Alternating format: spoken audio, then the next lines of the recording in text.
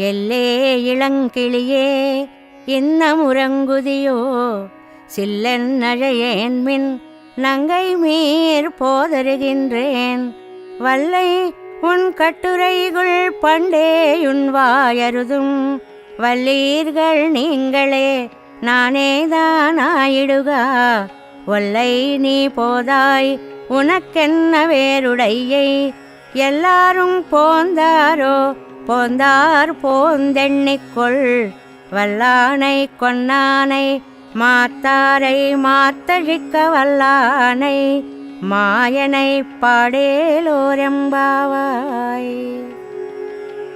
ఈ మాలిక సంభాషణ రూపంలో ఉన్నది. బయటివారు, ఓ లేత చిలుక, ఇంకనూ నిద్రిస్తున్నావా? ఇదేమి ఆశ్చర్యమే!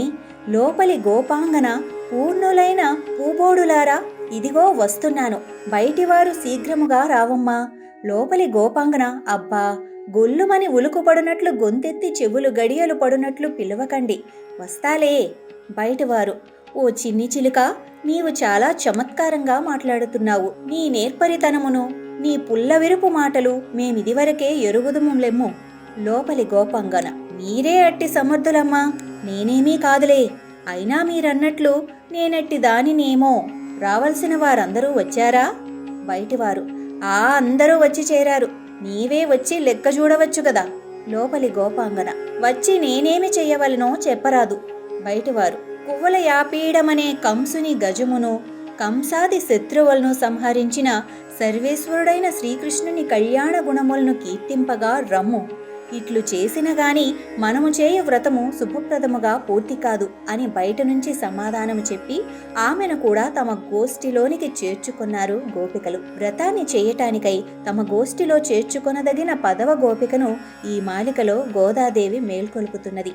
ఇది సంభాషణ రూపంలో ఉన్న అద్వితీయ పాసురం. ఈ గోపికను, ఈ గోష్ఠి సంతను సేవించవలనను కుతూహలమున్నది. భగవద్గుణాలను ఏకాంతంగా ఒక్కరే అనుభవించడం తగదని, అందుకే గోష్ఠిలోని అందరూ ఆ అనుభవ ఆనందాన్ని పంచాలని గోదమ్మ చెప్తున్నది.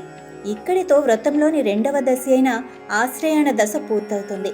వ్రతమిషతో భగవద్గుణాలందరకును పంచాలన్న అద్భుతమైన భావానికి లోనైన ఆండాళ్ తల్లి శ్రవణ, మనన, ధ్యానాలనే వాటిని చక్కగా విశదపరిచి నిరూపించింది. భగవంతుని పొందే నిమిత్తం భక్తి యోగాన్ని అనుసరించాలి.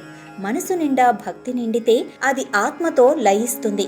దానితో ఎడతెగని ఆనందం లభించి స్థిరపడిన చిత్తంతో భగవంతునితో తదాత్మైత్యతను పొందుతుంది. ఈ 10వ గోపిక లక్షణాలు కూడా ఇవే.